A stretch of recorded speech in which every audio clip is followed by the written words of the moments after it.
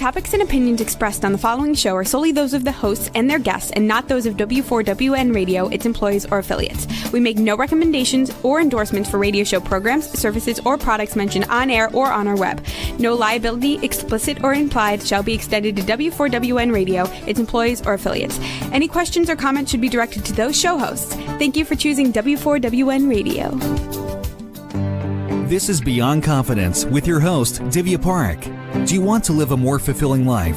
Do you want to live your legacy and achieve your personal, professional, and financial goals? Well, coming up on Divya Park's Beyond Confidence, you will hear real stories of leaders, entrepreneurs, and achievers who have stepped into discomfort, shattered their status quo, and are living the life they want. You will learn how relationships are the key to achieving your aspirations and financial goals. Moving your career or business forward does not have to happen at the expense of your personal or family life, or vice versa. Learn more at www.divyapark.com, and you can connect with Divya at contact@divyapark.com. This is Beyond Confidence, and now here's your host, Divya Park. Good morning, listeners. And with so many things happening around the world today, it's important to kind of think about how can we build those empathetic connections with people, and that's what we are going to be talking about. Welcome, our wonderful guest, Dr. Chantal Lorio. Good morning, Divya. How are you? Fantastic. How are you? Fine, thank you. Glad to be here. Thank you. Absolutely. So tell me if you recall a moment from your childhood or youth when a positive mark happened for you, like whether it was a person or a moment. No, I think my grandmother was, I was very close with her. And growing up, she used to come visit us every weekend. We lived like an hour away, and she would stay in my room, and we would just talk all night. And she was really a strong influence on me because she was a very strong woman. I think we learned so much from my grandparents. She lived through the Depression. She quit school so that she could help raise her other 6 siblings.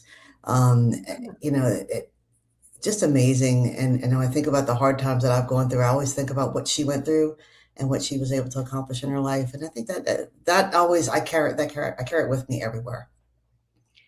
Yeah, that's powerful. So you had a very strong role model as you were growing up. Yeah. And as you grew up, did you have any other influences that influenced the choice of career you made? Yeah, my uncle. My uncle was a podiatrist as well. I really struggled with what I wanted to do. Um, Specifically, I wanted to know, I knew I wanted something with the sciences, and I watched how he cared for the elderly, and he was just so gentle, and he meant so much to his patients. So I spent some time with him in his office, and it was that connection that I saw him making with the patients. And there was something about podiatry that you actually do a lot of talking while you're doing your work, and I really like that. And I think that was probably what solidified for me that was the specific field I wanted to go into. Mm. So then did you go into podiatry? I did. So I Yeah. was a podiatrist for 30 years. And toward the last 10 of those years, I started focusing on coaching other physicians of all specialties uh, in their communication style. I did a lot of training, and I had a lot of coaching myself to help teach me how to do that. And that just became the thing that got me up in the morning, wanting to work with other physicians and help them make those connections with their patients. Mm.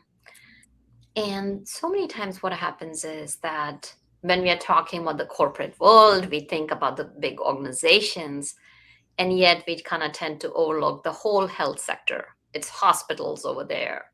You know, so many times people, like, especially ER, whether it's Mhm. emergency room or whether it is any hospitals, they're already under so much pressure. I mean, our healthcare Mhm. workers go through so much. And yet, for them, it may be the next patient. But for the patient, regardless wherever they are, especially with the physical or any other ailments they're coming in with, there is that whole mental aspect. Mhm. So, especially with the busy healthcare professionals and doctors, what is the first thing that you would say that they need to keep in mind? So I think we have to just acknowledge the fact that there is a limited time. We're not going to get more time with our patients than what we feel we need. It's always going to be less than what we think. So we have to make that period of time, we have to focus on connection before we do anything else. And I say that very seriously because if a patient doesn't trust you, then everything else you tell them may not be worth anything to them. So you have to focus that time on building trust. And what I do is I teach how to do it very quickly because you only have that small period of time. So teaching all healthcare professionals, not just physicians, I work with many healthcare professionals. I teach them how to make those moments count, work on that, and initially work on building trust immediately in your language and in your nonverbal gestures, and then focus on the medical piece because now you've built some trust with them. So how, let's say, and this can be applicable to any person. That's correct. And yes, it's one Yes. of the things that I've learned, especially in writing my book. I learned that more people were interested in this than just those in healthcare. And it's about how do you make a connection using your language. And the most powerful way to make connections is through intentional empathy. And what I mean by that is really taking their perspective and try to acknowledge whatever emotion you see happening or you can assume is happening. And I say assume because it's okay to acknowledge that you don't necessarily know what's going on, but it seems like, or it sounds like. And so that's the kind of language that I recommend. So, for example, let's say you had, tell me a complaint that you have, Divya, any complaint at all.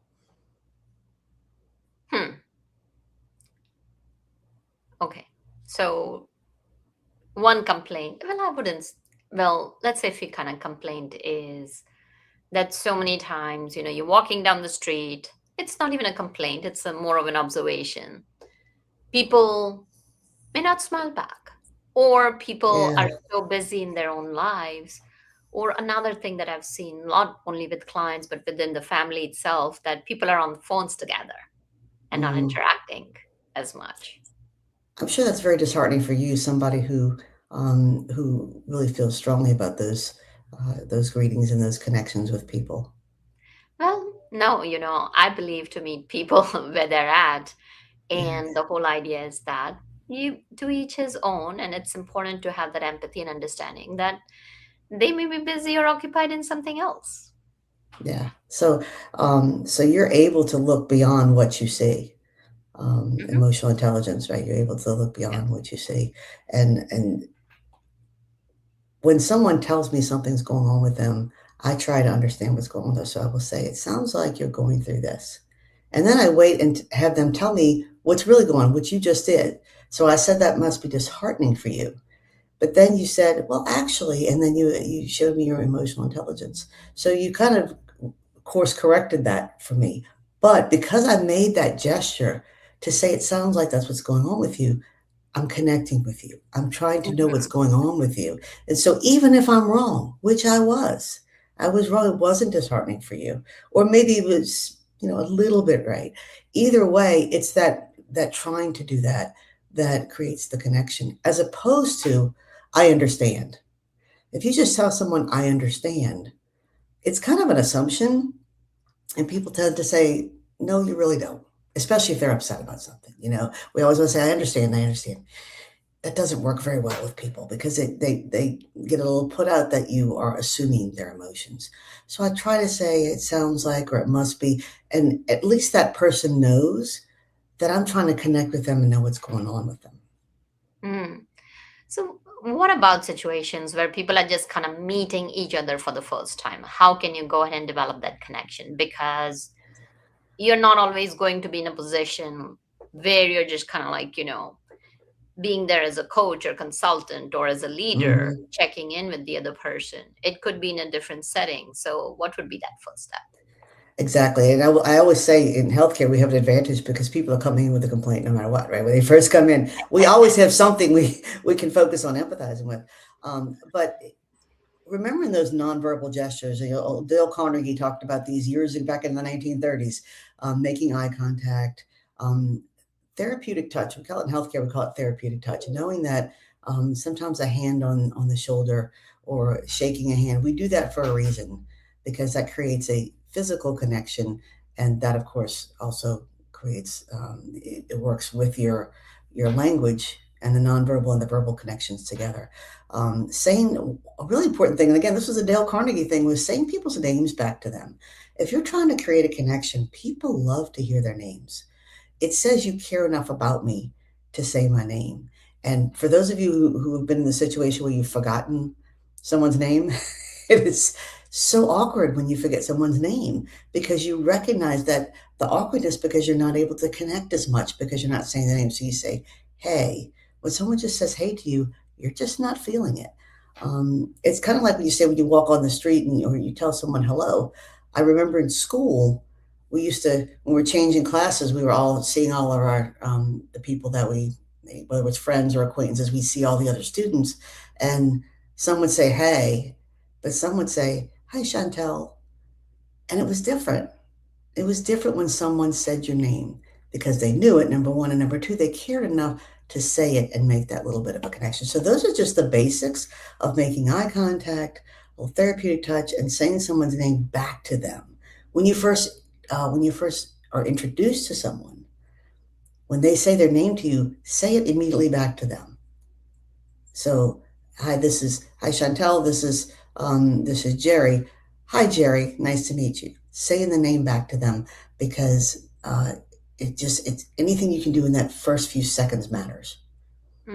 So what you're saying is, and that is so true, because sometimes you walk in a room and nobody has done anything to you. You look around, you take a look, and you see someone, and you either like, oh, that person is so wonderful, and they have done nothing.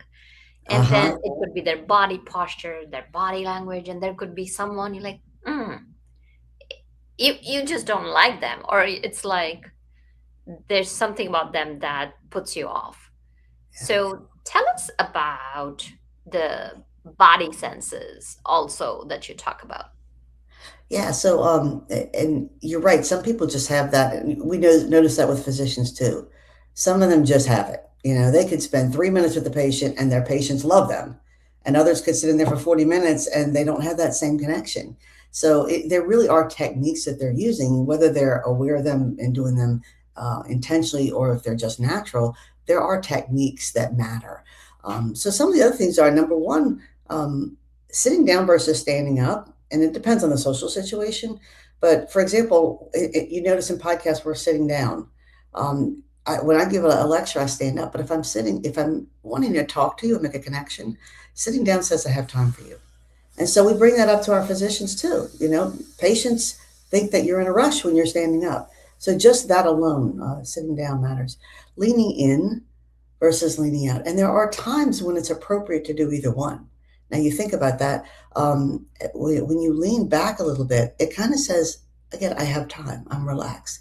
When you're really leaning in, when someone's telling you something that they're really upset about or they're emotional, leaning in says, I really care and I'm here to help you. So you're making, as you're doing these things, it's not like one is good or bad, but they send a message. So think about what message I'm sending. Probably one of the most important techniques I tell people to pay attention to is their arms and their hands. Because if you sit like this, the closed off, it sends a strong message, a very negative, strong message.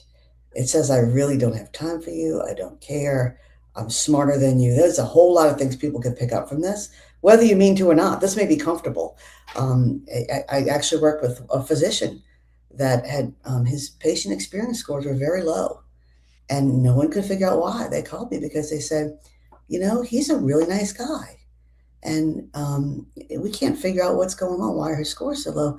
And I went in there and I said, if I close my eyes and listen to you, it's a beautiful conversation. Your communication is beautiful. But you're standing like this the entire time.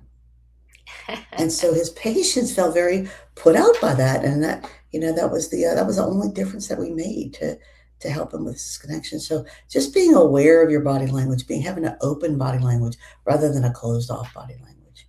The other thing is, and this is something I learned from an attorney many years ago who helped train me for doing expert witnesses, is keeping your hands away from your mouth.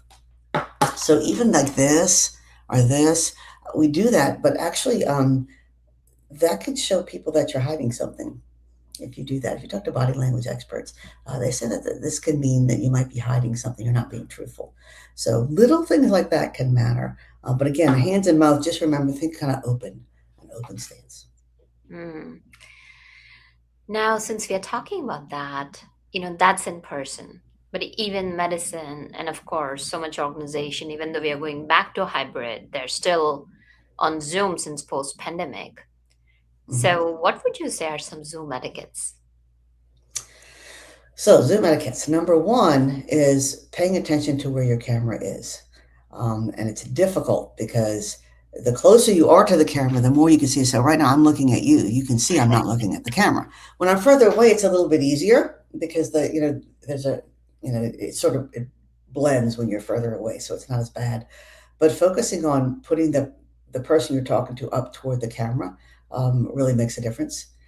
And then remembering that when you're on Zoom and you're talking to someone, you can connect with them equally without the empathic gestures, but your language is that much more important because you can't do touch, you can't do shaking of hands.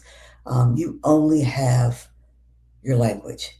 So you really have to focus on making sure you make empathic connections with people when you're just virtual, because you don't have that. You lose a lot of the ability to do that, to make those nonverbal gestures. So when you talk about the bubble, tell us a bit more about that. The bubble, and I talk about this in my book. It's that when you read the comic strips, if you read them now or you remember reading them as a child, remember how there's the regular circle, and then there's the one that has little bubbles underneath. Okay, and the little bubbles underneath it are what's in the back of their mind, right? Their thoughts. So I call it the bubble. The thing that's going on behind the scenes that you don't necessarily hear in language. And so understanding what that thing is, the thing behind the thing is what we call it in coaching. I don't know if you've heard that expression, the thing behind the thing, getting people to be aware of what's really going on, what's behind that. And that's so in order to show empathy for someone, you really have to listen and use all your senses to understand. Sometimes reading their facial expressions, hearing little words that they say, when they repeat themselves, when someone says something more than once, they're telling you what's in their bubble. It's because maybe you missed it the first time, and now they want to make sure that you know what's really going on with them. So I have several examples in my book of how that happens, but I'll give one example of what finding the bubble. You have to find the bubble. So for example, someone comes in and says, I'm really distraught because this happened. Well, then they've just told you what their bubble is. That's easy. But then there's others that'll say something like, for example, well, I hurt my foot because I'm moving. I'm in the process of moving. And so, I stumbled, whatever, and it happened. This thing happened. And then you start going on and asking them questions about the injury. And then they say again, well, I really can't stay off my foot because, I'm moving. Now, this is the bubble. This is what you're missing.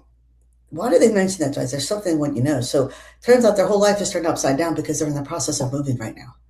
That's an important thing to talk with someone about. Even though they're here for something, for a foot injury, whatever it might be, that's the thing that they really need to let you know exactly, this is what's going on in my life right now. Now we can talk about this other thing.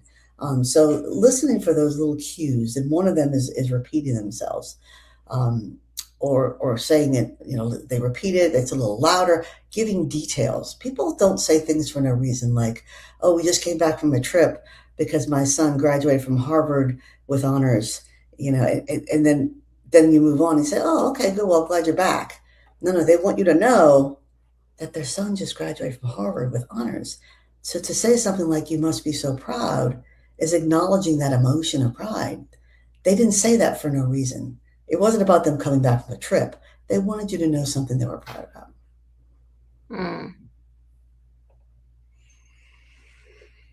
Mm. And then, well, that is very true. Looking for the iceberg, right? That what they say in the iceberg theory, that what Right. appears on the surface is way different, Yes. and it is hiding behind it. There's usually like a meaning or underlying cause or something like that. Mhm. So, given that, especially what happens in the professional area, so far, we have been conditioned about hiding our emotions. So, a lot of times, people ask, like, okay, you're talking about being transparent, being authentic. So, where do you draw the line about, like, where you're sharing emotions and where you bring that balance to it?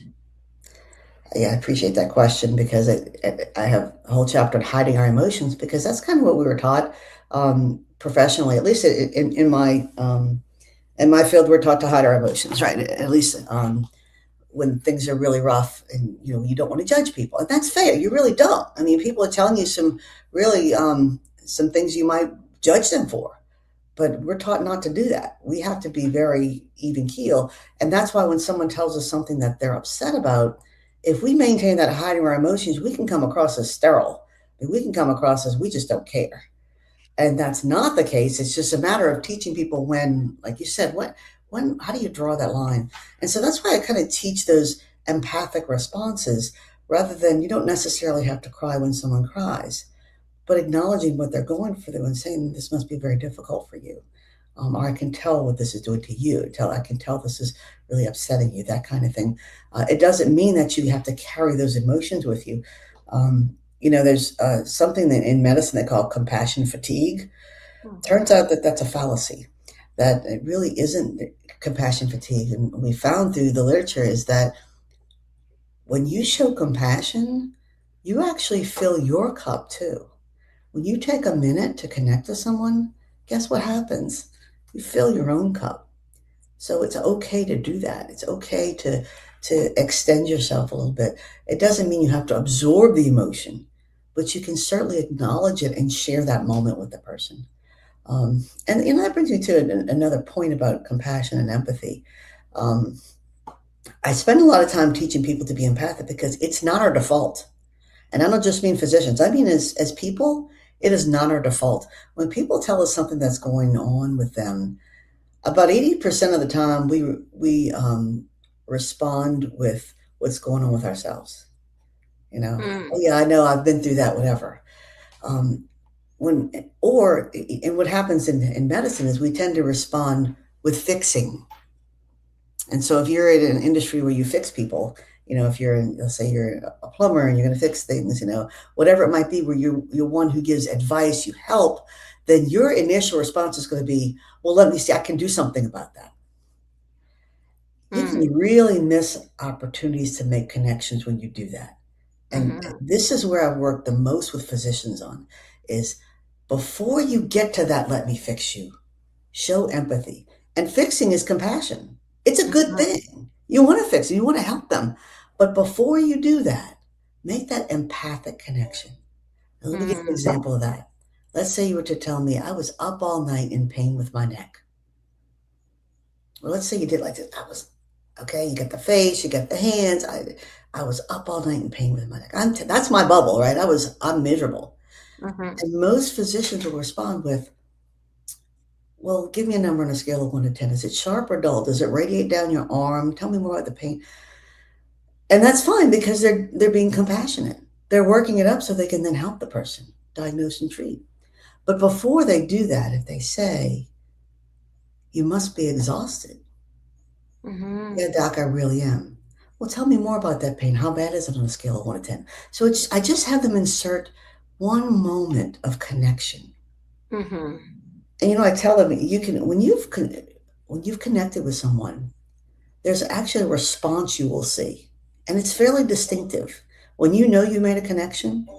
So if I say you must be miserable, and you go, yeah, doc, I really am. It's sort of a little head tilt and an affirmation, like a yeah.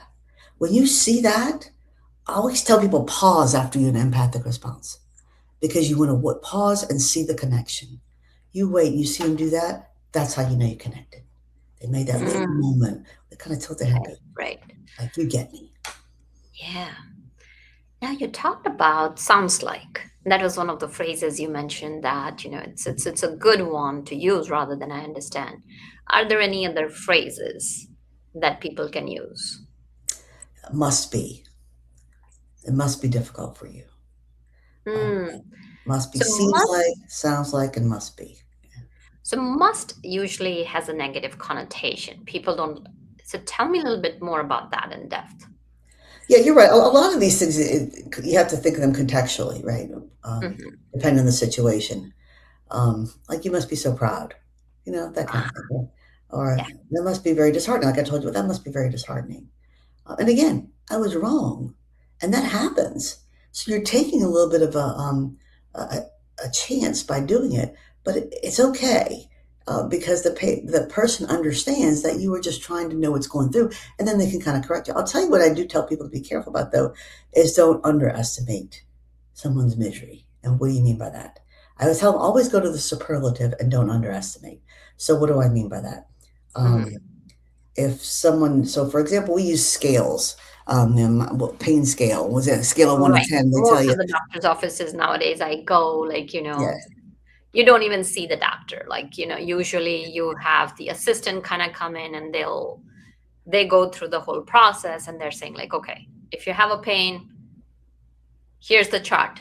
And then they give you like all the smiley faces. Like I've got this one doctor that I go to, from like angry face to like crunch face. Like they'll kind of show you uh, and tell you like, where do you fall on that scale? and it's funny because everybody's different, right? I Yeah, mean, yeah. my 8 might be someone else's 3, who Right, knows? right, right. Those are more for really to compare to last time, right? Is it any better Yeah. this time? But if someone says my pain is a 6, I'm not going to say, oh, it sounds like you're a little uncomfortable, Hmm. because there's a good chance they're going to say, no, I'm miserable. So I always say, sounds miserable. Okay. Mm, And it's hmm. okay for them to say, well, actually, I'm pretty tough. Then you haven't Mm, insulted them or minimized their misery. See hmm. what I'm saying? Yeah. So no matter what, I always say go to the approach. So if I tell you I haven't eaten since yesterday, you don't want to say you must be a little hungry. You say, Mhm. oh, you must be starving. You must be famished. Or you want to really go to the superlative. Or I haven't slept all night. You must be exhausted. Yeah. Not you must be a little tired. You know what I mean? So making sure that that when you're doing when you're trying to guess what someone's going with, always kind of go to the superlative in most cases, so that you don't insult them. Yeah. And as you mentioned that at the end of the day, it kind of comes in, what you're sharing are techniques and then people have to use their own emotional intelligence to see like what's appropriate in the given moment Correct. contextually. Correct. Um, I tell you, I always give homework when I give these when I give lectures or I give trainings with physicians, and I Hmm. tell them their homework is to, at the end of the day, if they live with someone or even if they want to just make a phone call to a friend, but when they come home, ask them about their day, because a lot of us are guilty of this. And when they tell you about their struggles, instead of trying to fix them, which is what our default is, well, you shouldn't let people talk to you like that. Or next time, this is what you should do. We want to give them all the should haves. But to just say, I'm sorry, that must be really frustrating, huh? And look for the little head tilt in the air and watch the connection that you've made with them and the difference that it feels when Hmm. you listen to them and you acknowledge what they're going through. It's all the difference in the world in a Hmm. relationship. And trust is at the heart of every relationship. So making those connections to build trust really does matter, no matter what the relationship, whether it's doctor patient, spousal relationship, whatever it might be.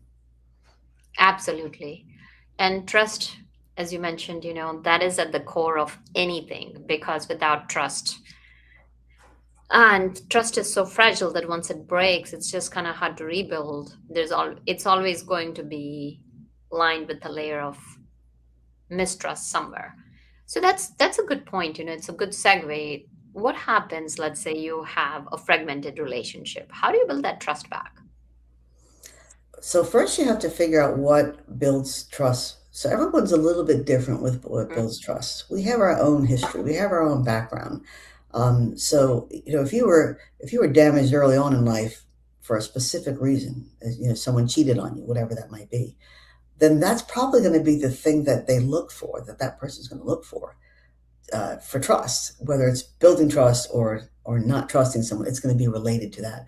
So understanding what it is that breaks relationships for that person, understand what builds relationships for that person is very important. We've talked with large groups of people. I'll go around the room and say, "What for you builds trust?" And you would be amazed at the number of different answers that I get. Most of the time, it's they do what they say they're going to do. So for yes, that person, you want to make sure that you always do what you say you're going to do, and don't make promises that you know or you're not sure you can keep. Make sure if I say this, I've got to do it because that's what builds trust for that person. So right, kind of figuring out what it is. For some people, it's transparency. It's making sure you open up to that person because they don't trust anyone that doesn't open up to them. That kind of thing. So I don't think that it's I don't think that's out of line in most cases to ask people what for you builds trust. And if it's someone that you've broken their trust, I would talk more about that with them. yeah, What was it about that broke your trust? And what else for you builds trust? Because I want to have it back. And have a really long conversation about what do I need to do. yeah, and it is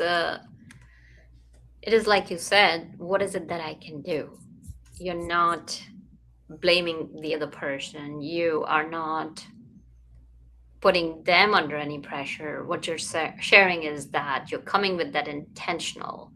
Goes back to when we talked about intentional empathy. So it's also like intentional trust building. Yeah. So as we talk about this, would you say, like, when somebody is going out there to build that empathy connection, do you have any steps that people can immediately apply as they're listening to this? Yeah, I think start with the nonverbal. Start with making Hmm. eye contact and saying their name. And I do think that touch is important. Of course, we always have to be careful um, who, what, when, where, why, and how we touch because it can be misconstrued. So we're always careful about that. But in a professional and that using your judgment on how to touch. But I think it's very important that we keep that in mind. That builds a connection for people. Maybe sometimes Hmm. just a hand on the shoulder, whatever's a safe place to touch. Um, and then look for a way to show empathy. So we kind of talked about, I was saying that in healthcare, we have easy because people are coming in with a complaint. But you'd be surprised at how you can connect with someone over little things. I had a hard time uh, finding a place to park because I had to go up three levels. Oh, how frustrating, huh? Just something like that. Um, Look for that opportunity. Find out their bubble, which very often they just come out and say. Sometimes you have to read their faces. Sometimes you have to read their emotions or their mannerisms, and then look for opportunities to do that because that matters. That builds that connection. Helping them doesn't necessarily do that, believe it or not. It's a different kind of relationship. So again, in healthcare, we're helpers, right? We're going to fix things for people. It tends to have an upward relationship. I look up to you because you took care of me, Mm, and that's okay. That's a good relationship. You take care of me. But I'll trust you to take care of me. But if I want to trust you as a person, as a friend, as a colleague, as just person to person, you really need to do the empathy. You need to look for something, an emotion that they're feeling. I'll tell you the most positive way to do it without even saying it must be is to read their face. mm, You yes. look quite happy today. You look very pleasant today. Divya, it's great to see you. You look very pleasant today. Um, that you can see the reaction in someone's face once you read their face. Mhm. And again, you can be wrong, and that's okay. As long as you don't say you look like a grump today, But but but you can say it looks like something's bothering you, or it Yeah, looks like you're struggling today. You're okay. yeah, Um, and people really appreciate that you took the time to look at those subtleties of their face to make that connection. yeah. And what you're driving at is that don't go for absolutes. Looks like, sounds like. So there's always a very clear demarcation in there that you're not assuming. You're not making any definitive statements. You're That's right. just kind of being curious and checking in. So that's very powerful. So if you were to share one thing with our listeners and with our audience that they could implement straight away, what might that be? I would say the homework that I mentioned, if you try that once with the person at home and you Mhm. see the reaction that you get, then start looking for opportunities to use that throughout your day.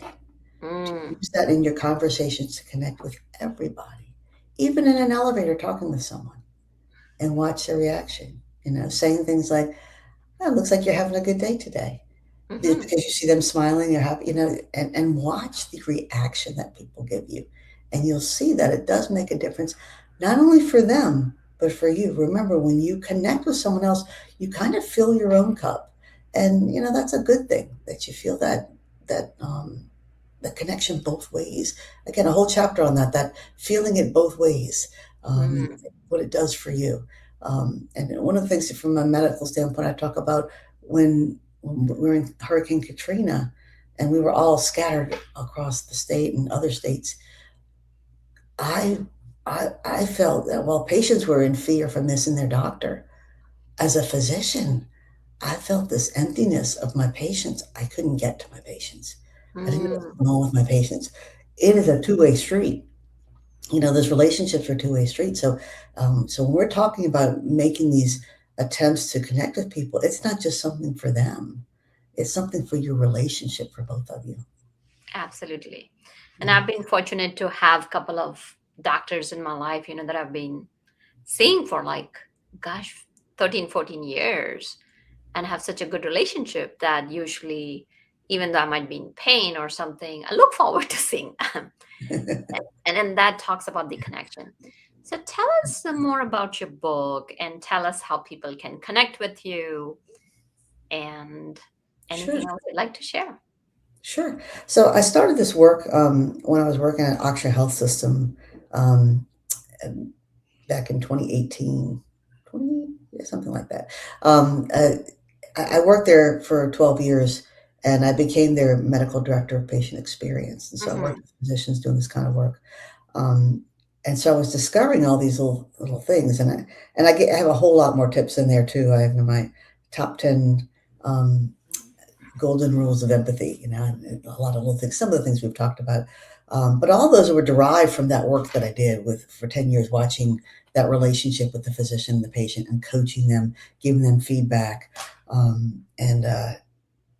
and like I said, afterwards, I realized that this was something that we could be doing at home, and other people were interested in too. So I decided to publish the book on it, um, and I've been working on it just very slowly over a course of like 4 years. Just when things would come to mind, I would put it down, and so I finally said I'm going to put it all together. I got an editor and put it in into print, and you can get it at Amazon now. It's available on Amazon. I also have a website. My book. So let me just really clarify too. It's called "I Get You, I Got You," and the difference there, "I get you" is what we've been talking about, empathy. I get you. I got you. Remember I said that different relationship, the compassion, it's helping someone. I got you. I'm taking care of you. And it's a little bit different. It's a good relationship. But if you skip the I get you don't make the connection. So that's why I put it in there. I get you. I got you. The secret to creating an empathic connection with every patient every time. But it's a very easy read. Anyone, even out of healthcare, will enjoy it. And they've told me that they really enjoy reading it, even though they're not in healthcare. Mm, I do have a website. It's my full name without spaces, drchantallorio.com. Um, mm. and yeah, oh, I see. You have it scrolling there. Thank you very much. So yeah, that has a link to the Amazon site to buy it. Yeah. Well, thank you, Chantal, for sharing your thoughts and your experiences. And the way I experience things is, it's so beautiful to have these conversations because I'm learning while I'm sharing the wisdom of so many years that you bring with our audience. So Yeah. thank you for joining us. Thank you, And Divya. I appreciate it. I've enjoyed it very much. absolutely. And thank you, wonderful audience, because without you, the show would not be possible. And I want to wish you a very happy new year and want to leave you with one thing to keep in mind. Remember, you don't want just destination goals. You want goals that are approachable and that leave room for failure. So definitely reach out to us. Let us know how we can support you in 2026 to make it your best year ever yet. And thank you, Juan, a tech genius, for making the show possible. Be well and take care. Thank you for being part of Beyond Confidence with your host, Divya Parekh. We hope you have learned more about how to start living the life you want. Each week on Beyond Confidence, you hear stories of real people who have experienced growth by overcoming their fears and building meaningful relationships. During Beyond Confidence, Divya Parekh shares what happened to her when she stepped out of her comfort zone to work directly with people across the globe. She not only coaches people how to form heart connections, but also transform relationships to mutually beneficial partnerships as they strive to live the life they want. If you are ready to live the life you want and leverage your strengths, learn more at www.divyaparekh.com. And you can connect with Divya at contact@divyaparekh.com. We look forward to you joining us next week.